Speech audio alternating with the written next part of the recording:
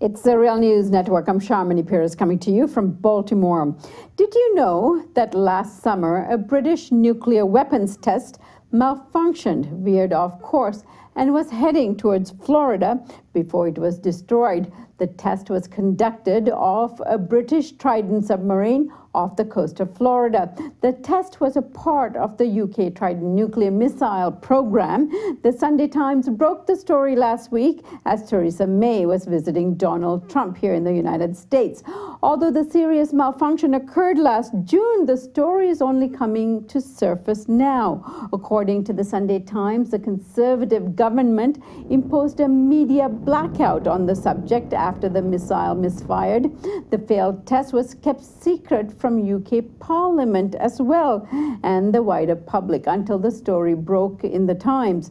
More importantly, the report of the malfunction was not made public during the parliamentary debate as to whether the $40 billion should be spent renewing the Trident nuclear missile program. Documents from the U.S. Defense Department shows that the Trident missile program has been blighted with problems and that more than $1.4 billion has already been spent repairing the faults and modernizing the guidance system of these aging missiles. Theresa May, the UK Prime Minister, was questioned about the serious malfunction and whether she knew about it when the vote to renew the program was before her in Parliament. This is what she had to say. You'll have seen the story this morning about a Trident misfire that was kept from the House of Commons and kept from the public. When you made that first speech in July in the House of Commons about our Trident nuclear defence, did you know that misfire had occurred? Well, I have absolute faith in our Trident missiles. When I made that speech in the House of Commons, what we were talking about was whether or not we should renew our Trident, whether or not we should have Trident missiles, an independent nuclear deterrent in the future. Did you know that it had happened? I think we should defend our country.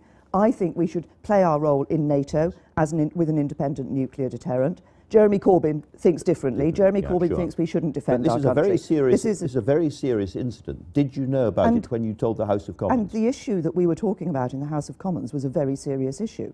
It was about whether or not we should renew Trident, whether we should look to the future and have a replacement Trident. That's what we were talking about in the House of Commons. That's what the House of Commons voted for.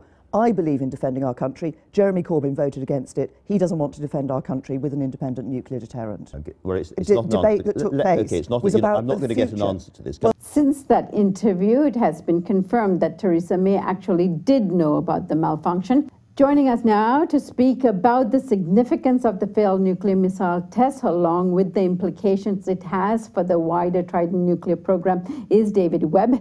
David Webb is the chair of the Campaign for Nuclear Disarmament, a former professor of engineering at Leeds Metropolitan University, and is also the convener of the Global Network Against Weapons and Nuclear Power in Space and a member of the Scientists for Global Responsibility. David, thank you so much for joining us today.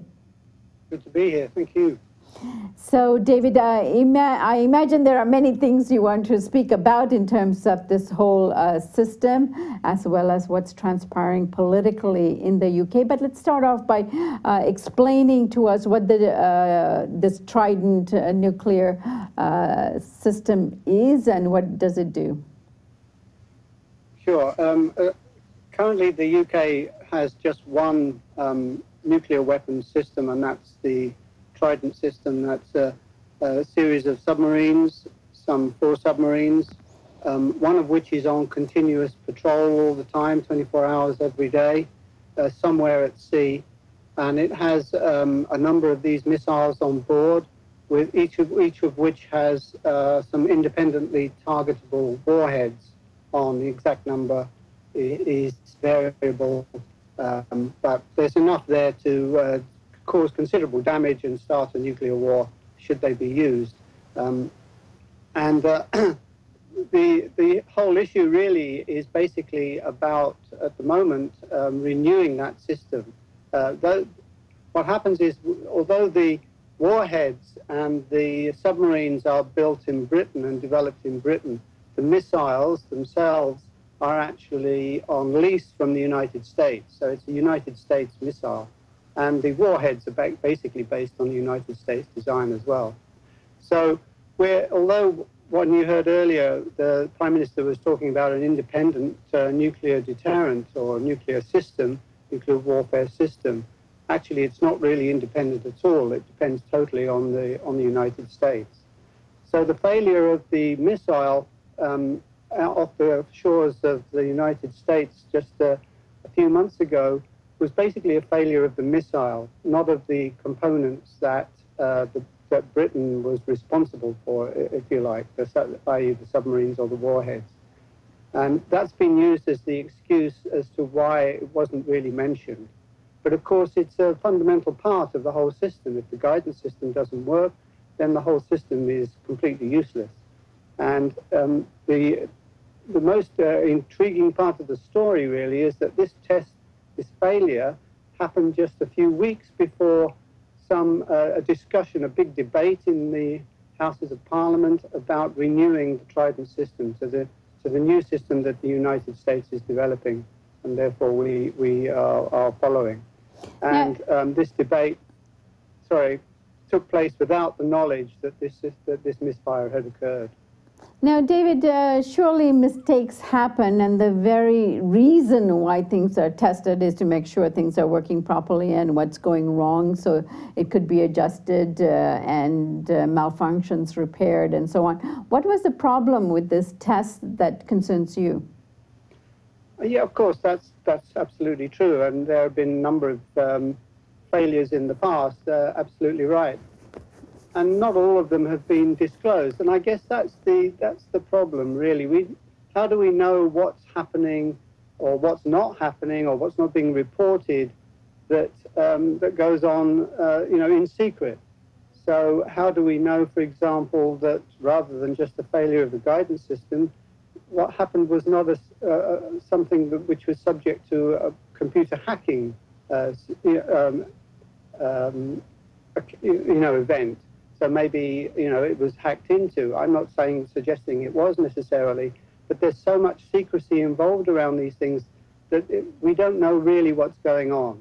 And when you're playing around with nuclear weapons, which can wipe the world out, basically wipe out life on the planet, this is not something that you really want to be unsure about. We need to be sure we're going to have these things, and I'm part of the campaign that says we shouldn't have them for these very reasons. Then we need to be really sure that we know what's going on with them, where they are and what they're doing. Right. And why all this secrecy, the media blackout, and the failure to report this during the debate? What is the political implications of this, and what's the political fallout from it? Well, at the moment, as you heard in the answer that the Prime Minister gave, she was really basically trying to avoid the question and going on to something else, accusing the leader of the opposition that he didn't want to defend the country. That's not what he said at all. He's not in favor of nuclear weapons because of their complete destructive power, the fact that they wipe out huge areas of the world. They could end up with, as I mentioned before, if there's a full-scale nuclear war, with the extinction of life on the planet, basically.